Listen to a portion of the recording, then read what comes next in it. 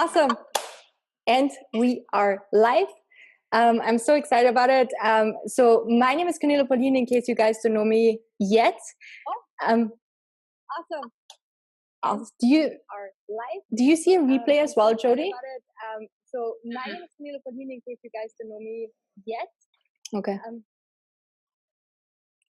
We have a little bit of a time difference, but that should be okay. We're just gonna work with it. Okay, so Jody's fine. Awesome. So, like I said, I'm so excited about it. GDPR has been a little bit just confusing to me. A few weeks ago, I totally didn't know what it was, and then I connected with my GDPR expert, Jody. And Jody really introduced me to it. And so I figured if I'm confused about it, some of you guys will be confused about it too. So I thought we invite a GDPR expert here. So Jody, thank you so much for being here. And we are making GDPR sexy again in this Facebook Live. So just do me a quick favor. If you're listening right now to this Facebook Live, drop a comment down below, do #TeamLive. If this is a replay, then comment with #TeamReplay. And Jody, if you could right now, I'm going to hand it over to you. I met you, of course, long ago already, but we really connected in the 90-day year program. And if you can just go ahead and tell us a little bit about your story and why you're so passionate about this, that would be really awesome. In the meantime, I'm going to tag some people who were interested in GDPR, and then let's get this conversation started. That sounds great. Thank you so much. Welcome, everyone. Glad that you're here or listening, either way. So I'm Jody Daniels. I am based in Atlanta, Georgia, in the United States. And I spent a 19-year corporate career across 4 big multinational companies.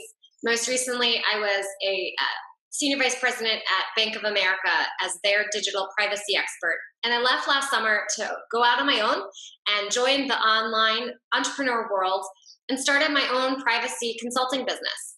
And so since then, I have been knee-deep in GDPR. I feel like I eat, breathe, sleep, all things GDPR. I'm getting companies from one person to huge multinational companies ready for GDPR. And so I'm excited. And why am I passionate? Because I see so much opportunity and there's so much confusion that I really want to help bring everything I'm doing in my everyday world to the mass online audience. And so I'm excited to be here today. Awesome. Very, very cool. Well, Jody, how about we start off with, just the basics, right? If GDPR is something that is completely new to someone, right? How would you kind of explain it in 1 to 3 words where it's kind of, okay, that's what it's all about, right? Yeah, so GDPR is all about protecting an EU resident's personal data. Okay. And I was actually at a conference a couple weeks ago, and I heard from the original drafter of the GDPR, and she would say that GDPR is all about giving back the rights to an EU resident, so sort of giving the EU resident back their rights over their digital data. Okay. And can I ask you, I'm curious, what conference that was? Sure. Yeah, it was a really exciting conference. It was the Global Privacy Summit. So 3,500 of my privacy professionals from around the world congregate in Washington, D.C. every year and talk about the latest that is happening in privacy. And as you can imagine, it was GDPR, and more GDPR. Yeah. No, exactly. I think we were talking to when we were still having a pre-call, right, a few days ago about this, that a lot of the times at the conference too, the Funnel Hacking Live, a lot of I think especially Europeans were totally freaked out about it, right? Because it does have an effect on your business, right? If you're not kind of becoming GDPR compliant, right? It really does. So this, and I think it's important to talk about who this affects. So awesome. We defined it as protecting an EU resident's personal data. Well, so what if I'm in the US? Why am I focused on GDPR? And that's because any company around the world that's processing that data or targeting that person has to comply. So if I'm sitting with my website and I use my Facebook pixel and I set it to global, and then I lure you to sign up for my freebie, I just embarked on GDPR world. Okay. Let me see. I'm just checking right now if we have, just so you know, if we have some comments already, and I'm still tagging some people. So what I would love to do is, I think, can you tell us a little bit more in terms of, especially when it comes to like online businesses, right? If you would think of what would be like the next best step that someone has to do right now, right? I think one of the things that we talked about is we have to amend our privacy policies, right? We have to amend our sales pages and landing pages and all this kind of stuff. What can you share a little bit of insight of, you know, just the different steps of what like an online business owner has to prepare him or herself to do? Sure. Okay. Great question. So one of the very first things you need to know is you need to know what kind of data you have. So I can't even write a privacy notice if I have no idea what I'm collecting or how I'm using it. So the very first thing you should do is think about what kind of personal data you're collecting and how you're using it. And to do that, you have to know the definition of personal data, because under GDPR, it's a little different. It's not just what a lot of people think: name, email, maybe you bought something so you have an address, maybe some financial information. It's also online identifiers. It's that Facebook pixel, the Google Analytics pixel, any other kind of pixel and code and cookies that you have on your site, IP address. All of that is included in the definition of personal data. So the very first thing, understand the definition of personal data, and then figure out, based on that, what am I collecting and who am I using it with? Do I have an email service provider? Do I use an agency? What other vendors am I sending? And so once you have sort of that inventory, then you have to work on communicating what it is you're doing to the end person coming to your sites, your services, or whatever. And that's that privacy notice. So the privacy notice is a legal document. It's the document that is your communication to the user or individual of what you're collecting, how you're using the data, who you're sharing it with, how you're protecting it, how long you're keeping it for. GDPR has a number of very specific requirements you have to have in it. And then there's other companies that have requirements too. Like Facebook says you have to have a couple number of things, and Google says you have to have some items too. So you have to get your privacy notice in order, and you can't do that again until you know what it is you even have. So those are my very, very two first steps that I would do. Okay, very cool. Okay. I was just like looking at some of the comments. So these were the first steps that you would do. I think another question that came to mind is, we talked a bunch about, sort of like segmenting your list, like putting a heavier focus, right, on segmenting your list as well, when it comes to really having a list for just European, right, citizens, and then having a list for pretty much the rest of the world, or America, where we mostly operate in, right, our business in. Is this something that, is kind of like recommended right now? Right? Because I think there's so much talk about it that either you can do that, or you kind of make sure that you're GDPR compliant in general, right? Because I think I read, and correct me if I'm wrong, but I think I read something about that also Mark Zuckerberg. He's really focusing right now on sort of like making Facebook more, taking steps towards GDPR compliance in general, right? So what's kind of like your take on that right now? Yeah, so first, I think it's important to understand, so why are we even talking about these lists? So we talked about definition of personal data, know what you're collecting, how you're using it, and then the privacy notice. The other really big part of GDPR is to use data. You can't just collect it and use it however you want. You have to actually have what they call a legal basis to use it. And one of the really common ones online is going to be consent, to be able to send you. You give me your name and email, you sign up, I send you information. So the way we've been collecting consent is going to change under GDPR. And the email service providers are getting ready to help everyone to be able to do this from a technological standpoint. But we have to do our job as the users to know how to use these tools. So the tools are all getting updated. Facebook is updating theirs. Everyone's sort of all gearing up to update the tools. Yeah. So what does that mean? So what it means is, if I have a user from the US, I fall under the US laws, which mean I can kind of send you anything, and I have to be able to let you opt out. Under GDPR, I also have to let you opt out, but you have to opt in. And the opt-in has to meet a bunch of specific rules. And one of the very first rules is it has to be specific, and I can't have a pre-checked box. So I can't just now have my freebie and then poof, you're automatically on my list. Okay. So in my Facebook group, I kind of joked. I said, hey, here's this awesome document. Here's a test. Could I have put this and made it a freebie, given it to you, and now added you to my list? And it was kind of fun to see people's responses because it was across the board. And the answer is, them. I was testing them. I could not do it sort of in the traditional way. I have to do it in the new GDPR way. And the new GDPR way is you have this extra box that, again, the email service providers are helping us conduct or be able to craft, and then you move on. So to your question of the list, the email service providers are also starting to help you figure out you're from the EU, you're from Canada, you're from the US, you're from wherever you are. And so I think it's kind of dependent on your business. If you're going to be a global business and it's easy for you to separate EU versus US and you think that that makes sense, sure, then do that. I also think that kind of might be really just too confusing. And so a lot of companies are finding, I'm just going to make it all one thing, because to try and remember, oh, wait, you're from the EU, I can't do it this way. You're from the US, oh, I can. And you're from Canada, and I don't know. So that's just a lot to think about. So I think it's a matter of how sophisticated your business is and how easy or not easy you want to make it. Yeah.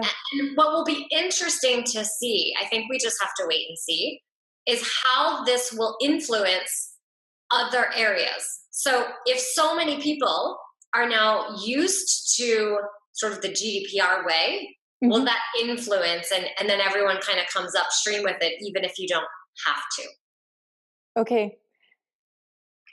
It's very interesting, definitely. Jody, I'm just gonna ask, I hope it's okay, a question right now. We got in from Angela. Angela, hi, by the way. Thank you for tuning in. So Angela is asking, she said, I heard that we now are required to have a type of checkbox on opt-in pages.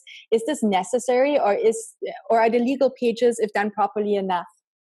It's absolutely necessary. So that's what the email service providers are working on. So you have to have that check-in, that opt-in box. But as I was saying, what the email service providers are doing are kind of giving you the tools, but you still have to make sure you have the right language in place. You have to have your privacy notice there. You have to make sure your privacy notice is updated and reflected properly. And then on the back end, you're going to be the ones responsible, making sure that you're sending whatever it is you're trying to send to the right lists and keeping up with that.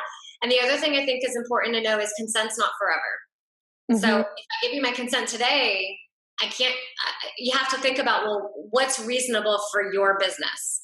But I'll go out on a limb, from 5 years from now, if I've never opened anything from you, I should not still be on your list. Hopefully I might have been cleaned off, because I'm just, right, that's a numbers thing. But consent isn't forever, so we have to put all of that in place. But Angela, to your question, you have to have a box. Okay. Thank you, Jody. And I hope, Angela, of course, that answered your questions. Just as a side note, if you guys have any other questions, be sure to drop them right now. I'm trying to get to them as we can, right? Because I know, Jody, you have another appointment coming up. But another question that I had was, it's interesting because we talked about that consent thing, right? That you definitely want to kind of get the consent again, because I think for both you and I, we were so surprised, right? We get so many emails sometimes, and you cannot even remember anymore what you signed up for, right? And it just sort of lands in the spam folder, and you never look at it again. So I think actually for me, I see it as something really positive. I see it sort of like, when you tidy out your closet, right, after winter and spring is coming, I feel like it's a little bit like that right now. And I think that's why this whole thing is, I see it, as a good and as a really positive thing in essence. Yeah, I agree. I think, a lot of times people are talking about quantity. You have to have a really big list. You have to have really big numbers. And then you have other people who are in the quality. You can have a small list and just really engage with them, and they can convert just as well. And I think that's what you're going to find. It's not always the quantity thing. Think about friends, right? If I have oodles of friends, I'm going to have a really big party, but that doesn't mean I'm actually going to have any meaningful conversations with any of you. If I have a small, intimate 10-person dinner party, my goodness, that could be amazing. I could have incredible conversations with you, and it'd be so much more memorable than feeding 100 people. And it's going to be the same conversation in email. So I know people are very focused on the numbers, but I think the engagement and how you're going to communicate with them is going to be really important and help you in the long run be able to have really awesome, long-standing relationships. Yeah, no, definitely. I couldn't agree more. I think that's really great. We have another question from Angela. I love questions. Thank you. I know, right? Thank you so much. Keep coming them in, you guys. So Angela is asking, do you have templates with the correct verbiage? We talked about that too, Jody. So I'm excited for you to elaborate on that a bit. Obviously, we have to amend according to what info, right, we are collecting, but a template would be good, she's saying, to make sure that we are really complying. Yeah, so I have some checklists that you can get from my website. I also host a Facebook group where we talk a lot about this, and have some other really exciting events coming up to really help people get deep in this. So I know kind of later in show notes and whatnot we'll have it, but you can find my group at it's GDPR 101 by Red Clover Advisors. I'm a really big fan of like basics. Let's just get down to where we are. And my website is redcloveradvisors.com. So you can go there and you'll see a little GDPR checklist. You can sign the box and you'll get a checklist there, and you can check out some other information on the site as well. Awesome. Jody, I'm personally still interested as well. I don't know if you know it all. Can you give us like a little background of why this whole GDPR thing came about? Yeah. That would be, I was really interested in that. So it's really interesting. So there's actually an existing privacy, it's called directive. It's called the Data Protection Directive from 1995. So the times have changed a little bit. The digital era came around, and they felt like after 20 plus years, it was time to update how personal data is being used. I think a significant amount came from the digital world and advertising and tracking and everything around email and how we're stalking or not stalking, depending on who you ask, and sending to third parties and influencing elections and all kinds of crazy things. So they really want to hone that in. And as I mentioned, the original drafter of GDPR is all about giving people back their rights over their digital data. And so that's a big part of it. Another big part is there's 28 different member states in the EU, and they all kind of have their own version of the Data Protection Directive. And so now there's one GDPR. Now, each state still can enforce it a little bit differently, but there's just one set of rules. So how I interpret the rule might be a little bit different, but it's still just one rule, as opposed to everyone having their own rules. So that's a really big part, is to try and level the playing field, especially in a global world, right? Yeah. So that makes it a little bit easier for everyone. And fundamentally, GDPR, if you take away all the crazy rules and the checkboxes and the notices and all of that, it's about protecting the rights and freedoms of an EU resident. And that actually goes all the way back to World War II and even World War I, right? So everything around what has happened, especially during that era, and profiling and information. So some of the categories of sensitive data under GDPR are like race, ethnicity, trade union membership, sexual orientation. So think about all the things that someone could profile you on, and then there could be a really negative consequence as a result of that. So they're trying to protect that data, protect that person, and really privacy is a fundamental right. And then if you bring that into the digital age and what it is that we're trying to do, I feel like that really always helps of understanding, well, why does this thing even exist? And why should I care? And how do I relate that? Well, so if I send them my freebie, okay, so they signed up for that. But does that mean that they want my 30 other emails every hour? Well, okay, maybe not. And you understand sort of where that is. Look, I'm totally pro-business. I get it. I'm a business owner. I want to do the same thing. But when we think about it from their point of view, which is really where it's all coming from, come from that person's point of view, I think it helps. Yeah, I think I would really of course, obviously agree with you on that too. And I think we talked about that too. It's kind of about what intention you have, right? And how you go about kind of running your business. Like you were saying, right? I mean, of course you can, spam people as well, but I think it's just really important to put yourself into the shoes of your customer, right, or subscriber to your email list, because there's obviously a human being behind every email that you're getting. And so just to have like some sensitivity when it comes to that as well, I think is just really important. And so the GDPR seems to definitely start enforcing that as well.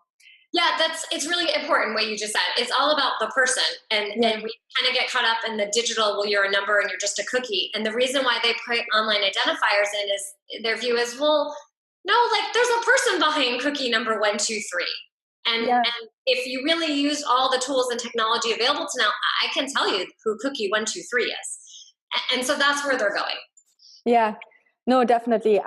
Okay, so this question is a little different though, like to what we just talked about, but I'm still interested because, especially when I talk with, some students or clients of mine too, sometimes I get the question if there's any loopholes. And I don't know if you get this question as well. And so I would love, your take on that.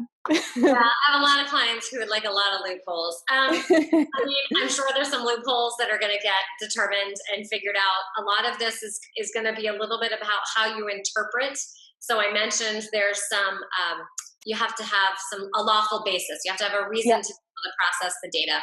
GDPR gives you 6. Most people are going to use one of 3. Consent, we've already talked to you. That one's pretty clear. I can't find a loophole. Like you opt in, you didn't opt in. Right. A contract, I have a contract with you. I have to have data to be able to fulfill the contract. The one where I think you might find some is what's called legitimate interest. And they actually put in marketing. Like it's expected a business is going to market to get business. So companies are trying to figure out, well, I can do all the kinds of marketing that I want to get business. And other people say, no, that's not quite what we had in mind.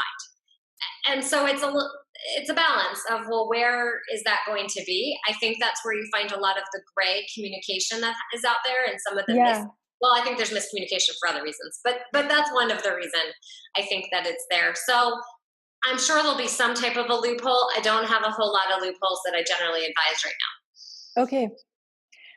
We have another question from Angela. I can tell. I know, I love it. So she's really trying to make sure that she understands it, right? And so this is what she's saying. Right now, when someone opts into our freebie, we automatically send them our newsletters, right? So with the new law, does that mean we can't do that, or we just have to add that verbiage that they agree to this? So you have to change it. So you have sign up for my freebie. So for example, if you come to my site today, we're going to find out how well ConvertKit is doing it because I've checked all the boxes. If you are from Europe and you go to my site today and you go and do the GDPR consent, because I'm in the US, I can't test it. Go and sign up for the little GDPR consent checklist that I have. What should happen is a pop-up should appear that says, would you like to keep receiving marketing messages? And then I could send you marketing messages. But it can't be the old way where I sign you up and then it just automatically is there. So this actually brings an interesting question, because over the last couple of weeks, I've been joining a variety of different Facebook groups, connecting with people in a variety of different ways. And many of those Facebook groups are requiring the email address for me to get in. And you can't really do that either, because you have to prove the consent. So unless you're going to take a screenshot every day, then I don't know how you're going to do that. You also can't condition. So consent's very complicated. There's a lot of pieces. It's more than just this one form, which is there's a lot of different parts. But one of the pieces is you can't condition. So the freebie we think of as free, but free is actually, it has a value. It might be like a penny, and so you don't want to collect your penny. So I shouldn't have to get the marketing to get the freebie. And that's kind of the way that they're looking at it as. So even though we think it's free, and that's like, I didn't pay for it, it's free. The way GDPR is looking at it is, no, free still counts for something. And you shouldn't condition having to join this list and give you my personal data to sign up forever so I can just get this white paper that you offered me. Yeah, I thought that was a really great point that you made. And I think obviously we talked about that too, right? Because it's an interesting topic, that thing with the Facebook groups, because it has been quite a trend, right? That you have to sort of like put your email list, right, as a condition that you can join the group. And I remember, when I very first also joined this group, I was thinking about, doing that, because in essence, it would be fairly easy, right, to build up an email list. Great email list building. It's easy. Yes. Wow, look at all these people I can email. Yeah, but like you said, do you remember, like when we talked about it just, I think 10 minutes ago, the question is, of course, about the quality, right? And the relationship that you have built already. And, you know, my backwards were as well. And I think I'm obviously sure it was yours as well for your Facebook group, that I want people to really be interested, you know, in something that you offer, like if it's a freebie or something, and to get them sort of through that conversation, you know, if at all, like onto your list. And if not, then they should just enjoy, of course, the community, right? So that's the thought behind it. So I completely kind of agree with you in that. It always puzzles me a little bit, I feel like, when I'm joining, you know, a Facebook group and I have to type in my email because I'm not quite sure what's going to happen. Yep. You know, so that's sort of like another gray area that will become definitely, I feel like, more black and white, especially with the new, you know, GDPR. Oh, okay. We have Angela. Thank you. You're rocking it today. So Angela is asking, so what about existing subscribers that we already have, right? You asked that because that was on my tongue that we needed to talk about. Yeah. It applies retroactively. So what some people are doing is two different pieces. If you've met GDPR requirements with your existing list, then you're great. You're good. Keep emailing away. If you haven't, then people are doing some repermissioning campaigns. But I see those around. Be careful with the repermissioning campaign. You please do not email the people who have opted out of your repermissioning campaign. That will get you in trouble. Several big companies, even like Honda, right, big company and a big airline in the UK, got in trouble for repermissioning campaigns because they didn't do it the right way. So you have GDPR goes into effect May 25th. Actually, let me clarify. It's enforced May 25th. It's actually in effect now, but there's just not been any enforcement until May 25th. Companies were kind of given 2 years to figure this out. But like good human nature, everyone's figuring it out right now. So until then, you can do a repermissioning campaign. Just be really careful how you do it. And that it's very clear, someone's not misguided, someone doesn't feel like coerced into doing it. And please, please, please do not send it to your already opted out people. That was a great point. And thank you, Angela, for the question. I wanted to ask you something, Jody, and I don't know if you can go a little bit into that, but what would be some of the verbiage, right? If you could give us a super raw sample. To include like in a repermissioning campaign? Exactly, yeah. So, I mean, you can say, you know, hey, you've been a member, you've signed up, you've been receiving our notes for a while. We are working on our compliance with GDPR and want to make sure that we have all the right people on our list. We'd love to have you continue to stay part of our community. If you want to stay part of our community, click here and keep on moving. You can do it. You have to have them you have to get that consent. Mm-hmm. So they need to take some type of an action. So, but where you have to be careful is that they're taking the action, but not being forced into like, oh yeah, I really want this freebie again. And then you're kind of in the same circle. So, gotcha. You know, and some people have asked, well, could I do a contest to get them in? Well, if you do the contest, you have the same situation where I've signed up for the contest. That doesn't mean I can have the marketing. I have to still say, yes, enter me into a contest because I want to be part of a contest and I want to actually keep receiving your marketing.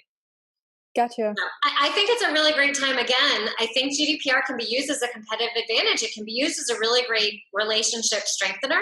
You're absolutely going to have people who are not going to open your email and they're not going to join your list. And your list might be smaller, but that's okay because the people who are going to say yes are likely your loyal followers, are likely who have found value in what it is that you're doing. And then you can tailor your conversations to them and probably increase your sales and increase your relationship.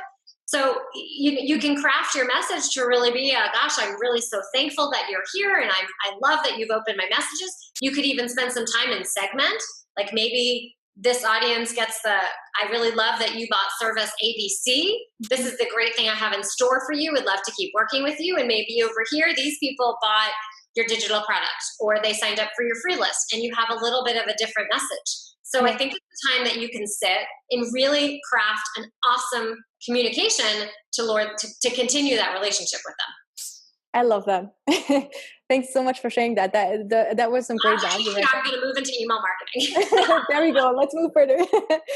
No, but it's such a great point because you're hitting the nail on the top, if you can say it like that, because that has been so much talk about that, especially when it comes to email marketing too, that you want to personalize the conversation more, right? And in order to do that and to really kind of customize your messaging a little bit more, you have to go through the initial troubles of, you know, maybe segmenting your list more. And I'm constantly working on that. And I feel like there's always room for improvement. So like you said, it's an amazing way, in essence, a wake-up call, right? The GDPR is sort of like a new relationship builder, right? I think so. That's really great. I like that you just mentioned that. Let me see. I think Angela asked something else. Okay. Good point. So she's saying, I think it has pluses and minuses. Confirmed opt-ins get you better open rates and email deliverability, but people are generally speaking lazy and don't like doing that extra step. Okay, because of the confirmed opt-ins. Let me see. Okay. Angela, do you mean like when you have to get like the consent again, right? You mean the double opt-in? Yeah, like with the double opt-in. Can you just clarify that real quick? That would be awesome. I think we want to make sure to really understand it. And then let me see. Okay. Oh, in the meantime, Jody, while I'm just waiting for Angela to confirm that, I think another thing that was so interesting to me, what we talked about too, is that you have to be careful in terms of compliance partners, correct? Like, especially as an online service provider. Maybe you can just talk about that a little bit more, because that was really interesting to me too. Right. So when we talk about all the different kinds of data that you're collecting, and they started at the beginning saying, we're going to collect all this data, and who are you using or sharing it with? So if I collect, let's use email, right? So most of us are not collecting email like in my Outlook and you sent me a personal message. You're actually working with an email service provider. So you're responsible as a business to make sure that the vendors you're working with are GDPR compliant, that they're protecting your data, that they're not going to use it in any other way. And then there's kind of another complication, especially for people who are in the United States, that your provider, so if I'm in the EU and I'm sending data over to the United States, I have to have, that's a cross-border mechanism, and you can't just send it because the EU thinks the US doesn't protect any data. So long story short, there's a variety of different ways to do that. Your vendors most likely have already done that. So in the US, we're looking for something called Privacy Shield. Big companies do something called like standard contract clauses. That's really complicated. But you want to be looking for your vendors to make sure that they have a GDPR strategy. So continuing on the email service providers, right? You couldn't keep working with your email service providers if they didn't have the consent check-in box. You'd have to go find somebody else, or the WordPress developers are going to be back in business again because they'd all have to develop these pieces. As an example, when I was building a workshop page that I have, I identified a vendor, and they had an integration with my email service provider, but it was a pre-ticked box for marketing. And I couldn't use that because how can I possibly be the GDPR like expert talking to you about how to design your opt-in pages, and then here I am having the wrong opt-in page. Yeah. So they have to figure it out. That would be a perfect example of a vendor. If they don't figure it out, I can't use that feature, or I can't continue to use that vendor. So you should, most of the vendors should have a page. They should have a like Google GDPR. And if you find that you're working with one and they say GDPR what, and we have no idea, or they're doing things like this pre-tick box, then you got to go find a different vendor. Okay. Very good point. Very good point. Guys, if you have definitely any questions still, like for all those of you who are watching, be sure to drop them in the comments right now, because I know, Jody, I know I'm sticking to your time frame because I want to be respectful of your time. And Angela, she confirmed. So I'm just going to read it out loud. So she says, yes, when you have to confirm an opt-in, right, they have to get an email and click a link. A lot of people don't like to do that. Will the new checkbox skip that step by using that box? That's the part that, I don't like doing, using that confirmation email, because most people don't click it. So the burden of proof for consent is on you, the business. So why people like a double opt-in is because it confirms that I really, Jody, am the one who asked you for my email, as opposed to entering in my enemy's email, or I mistyped an email. So that's why people like the double opt-in, because it confirms I really was the right person. So first, GDPR does not require a double opt-in. If you're in Germany, they do. They have their own special on top of rules. So Germany does require a double opt-in. But a lot of people, so talking about misinformation, say GDPR requires a double opt-in. It doesn't. It's an industry best practice. It is a nice to have. It is lovely. And it serves a really great purpose because the burden of proof for consent is on you. So if you don't use the opt-in, you just have to know that you have to keep up with knowing that Jody opted into XYZ email on April 13th at 1:47 p.m. And hope that it really was me and that I didn't put my enemies in or my best friends or I mistyped it or something along those lines. Okay. Thank you for elaborating on it. Sure. Angela, you rock, by the way. She asked one more thing. Jody, do you know at all, or do you have sort of a list of providers who do that box that we talked about? So all the main ones that I can think of are, so MailChimp. Actually, MailChimp is located in my hometown, and I was just talking to them yesterday and doing a GDPR presentation in a couple of weeks with MailChimp. So MailChimp's totally on top of it. ConvertKit, which I use, is mostly on top of it. And keep in mind that they're all coming, so that they know they have till May 25th, but all of us want to get this done before May 25th. So they're sort of all working together. And then Infusionsoft, I have seen bits and pieces that they're working on it. An Active Campaign, I have not recently checked, I will admit. Those are sort of the big leading ones that I know of. Okay, it's going again. Remind me again the exact date that GDPR is going into effect is. The 25th is when enforcement starts. Okay, and maybe until then, I'm sure you probably update also your own Facebook group, just in case we can. For anyone who's tuning in right now, you have of course your own Facebook group too that is very focused on GDPR, right? So you probably, in case there's any news about new email providers, right, offering the box and so on, I'm sure you're going to share updates in your group. So I just wanted to make a call to action again to join Jody's group, which is super helpful as well. I'm just looking right now. So just so you know, Jody, Angela is saying that this has been like super helpful to her because she has been really looking for easy to understand info. So thank you so much, for being here. I'm so glad it was helpful to you. Awesome. And then I'm just looking at my own little cheat sheet right now. If I had any other question for you, let me see. Is there anything else that you feel like you want to share that we haven't touched on? Because I think we definitely have touched on a lot of things that you and we talked about as well. Yeah, there's one other part that I think is really important in GDPR, and it's regarding what's called individual rights. So you heard me say a few times that a big part of this is giving back the control to a person on their digital footprint. Mm-hmm. And so GDPR introduces a couple things like the right to be forgotten, the right to port data, and about 6 other ones. But let's just focus on those 2 because I think those are the really big ones. Mm-hmm. So what does that mean?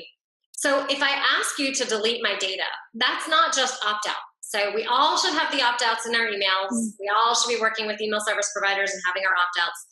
But this is, no, actually delete. So imagine you exported a list from your email service provider, or you had a VA who accessed that, or you shared it with your payment providers, or you had some other kind of integration, like whatever you backed up on Dropbox, whatever story it was, you have to find where all the data is and be able to delete that. So that's very different from just an opt-out. And I take you all the way back.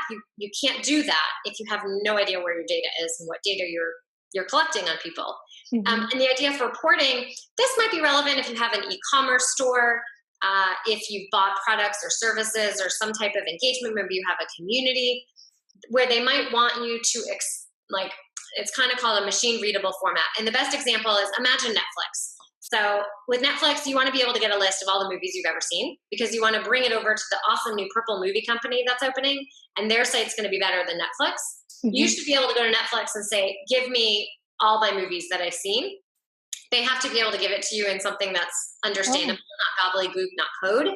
And then you can take that and share it with the purple movie company. And now you have, so the idea is that's yours, that you use this on a digital property, that is your data. And you should be able to have it. Kind of like if you went to a doctor's office and it's your medical record, or you went to a bank and it's your financial statement, it's sort of the same concept. We just aren't used to thinking of it that way. So you want to be able to know where your data is and be able to export it if you ever got that kind of a request. So in essence, you do have the right, to get that information for sure, right? Of your entire like past data. That the company still has. So companies might delete the data. So, but yes, you could go in and request that data. Okay, awesome. And Angela, like she just mentioned too, that obviously that was a really good point, Jody, that you shared with us still. So thank you for that. Because Angela, she has clients too who will export the opt-outs and then remarket to them on Facebook or AdWords. I know. I have several clients, including ad agencies, who do the same thing. And in the US, I have clients that do that. And it brings up an interesting question. Speaking of loopholes, it's a little bit of a loophole. Like if you take the privacy side, obviously I totally get the business side. But if you take sort of the privacy stance, if I opted out of an email, I opted out of an email. If I go to Facebook and I say, don't target me ads, I said don't target me ads. But does that mean that I can take the email from Facebook and take the email from my CRM and load it, even though I opted out of email, and load it into Facebook to be able to target me the ad? So some people will say, yes, because I can opt out of the ad on Facebook. Other people say, no, they opted out of email. That was their signal. I don't want marketing from you. Not that I don't want just email marketing from you. But there's really, it's an interesting, great area. If you go to the people who read GDPR, like the letter of the law, they would say, no, you shouldn't do that. Okay. If you talk to people who say, who are in the ad tech space and the advertising proponents, they would say it's still okay. So there's going to be a gray zone there, and it's a little bit of your comfort level and what you're doing. Here's what I would say. I wouldn't take the opt-outs. I think it's one thing to sort of take your existing customers and want to be able to target them. I think if you've opted out of email, that's a sign. I don't want to hear from you. I'm not liking what I'm getting. It's not relevant to me. There's just something, there's a disconnect. And I don't think I'm magically going to like you again on Facebook if you find me there. So my view is opt out is opt out. No, you that was a really great point. I think the issue was definitely too, I feel like in the past, right? Because I mean, big corporations sort of like, did that too behind the... I've done it. I've been in those companies. That was part of my role. I know. Literally had these conversations. Tell us more, Jody. Of setting up, that would have to be on the offline conversation. Next 90-day year live. So, but they're real conversations. I mean, I get it. I truly believe if I've opted out, like I've opted out, I don't want it anymore. It's kind of like if you get a catalog and you say you stop sending me the catalog, and then they send you a postcard. Well, it's not a catalog, it's a postcard. It's different, but different. No, you're right. Cool. So Angela has one more question. That's interesting. Is it difficult to be GDPR certified? Because she's really a tech service provider, and this would help her so much with her clients. Yeah, so there is actually no certification. There is no like seal certification. There isn't anything yet. GDPR has it written in that you can start doing that, but it's not, there's nothing there yet. Okay. So the best that you can do is understand it and then be able to help your clients with it. Great point. And that's true for like big major companies. So there is no seal. There's no stamp. It's interesting. I really wonder how that's going to develop further. You can't have a stamp until it's kind of enforced. So they're working on one. I mean, I know of companies that are working on it, but it's kind of hard to work on a stamp if you haven't even enforced something yet. Yeah, definitely. I wonder anyways, though, are there any talks already about how strong the enforcement is kind of going to be? Do you know? I think you'll find on May 28th, which is the Monday, some well-known brands will be in the news again. Oh, okay. Well, we're going to talk more about that then. That's just my personal hunch. I think there's some really strong companies that will be made an example. I think this is not just a law to ignore. This is a law that should be taken seriously. I mean, I can't echo enough. At the conference, 3,500 people, the drafter of the GDPR, we didn't even talk about e-privacy regulation. That'll have to be for next year's conversation.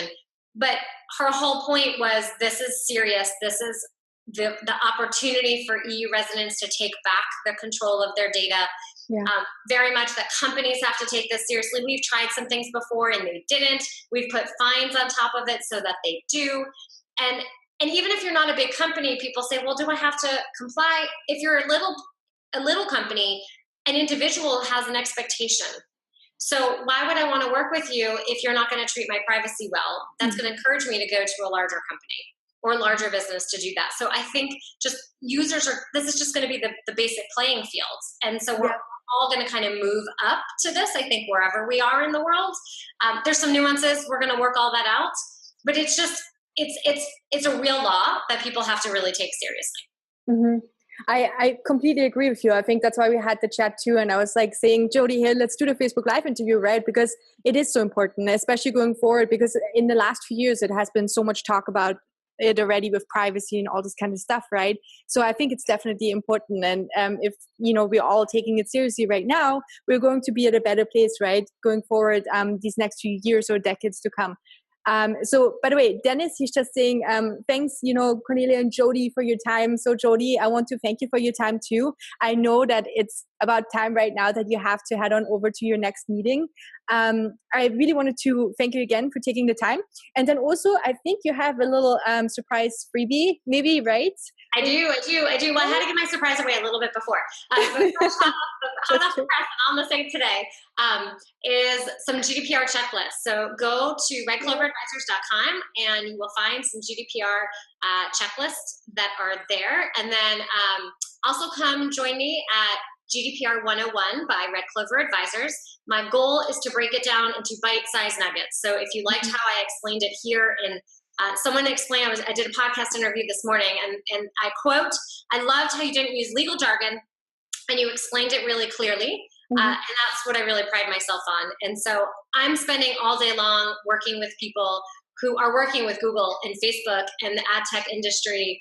And that's where I'm spending my next meeting, or all those kinds of conversations. And I'm here trying to take all that knowledge and package it up into little packages that make sense to people and help educate the online universe. So no, definitely. Thank you for letting me be here. It was fun. Angela, thank you for all your questions. Dennis, chat with you. And if you catch the replay, definitely come over and join and holler with any questions. Absolutely, right? We're still going to monitor this thread also after now the Facebook Live. And awesome. Thanks so much again, Jody. I had a blast. So let's have one now. Okay, bye. Bye.